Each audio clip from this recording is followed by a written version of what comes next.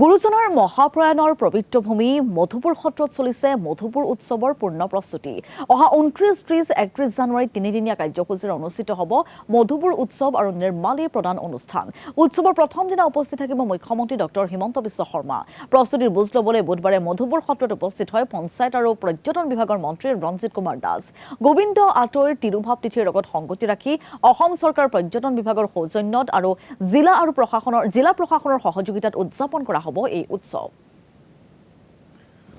মই প্ৰথমবাৰৰ কাৰণে মোৰে হয়তো আজি সৌভাগ্য যে আন এগৰাকী মহাপুৰুষৰ য'ত আমাৰ ইয়াতে লীলা সম্বৰণ কৰিছিলে সেই ঠাইত বৈকুণ্ঠপুৰত আজি আহি মই আজি আমাৰ যি মূল ব্যক্তি তেওঁলোকৰ আলাপ আলোচনা কৰিলোঁ আৰু আগন্তুক দিনত নিশ্চিত ওপৰত মাননীয় মুখ্যমন্ত্ৰী ডাঙৰীয়াক এই বিষয়ে আমি অৱগত কৰিম। কাৰণ কিয় মই নিজে নহাকৈ অৱগত কৰিব পৰা নাছিলোঁ, কিন্তু এনে আলোচনা কৰিছিলোঁ যদিও মই এইবাৰ আজি নিজে আহিলোঁ যিহেতু আগন্তুক দিনত আমাৰ অসম চৰকাৰৰ পৰা মাননীয় মুখ্যমন্ত্ৰীৰ জৰিয়তে নিশ্চিত ওপৰত কিবা এটা আমি ভাল ফল এটা আশা কৰিব পাৰোঁ বুলি মই দৃঢ় বিশ্বাস।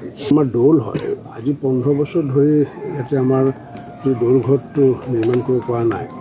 গতিকে আমাৰ যি পাটাচাৰকুছি সমষ্টিৰ বাকী ৰাইজৰ লগত তেওঁলোকৰ সহযোগত আমি ইয়াতে 3 লাখ টকা আমি সংগ্ৰহ কৰি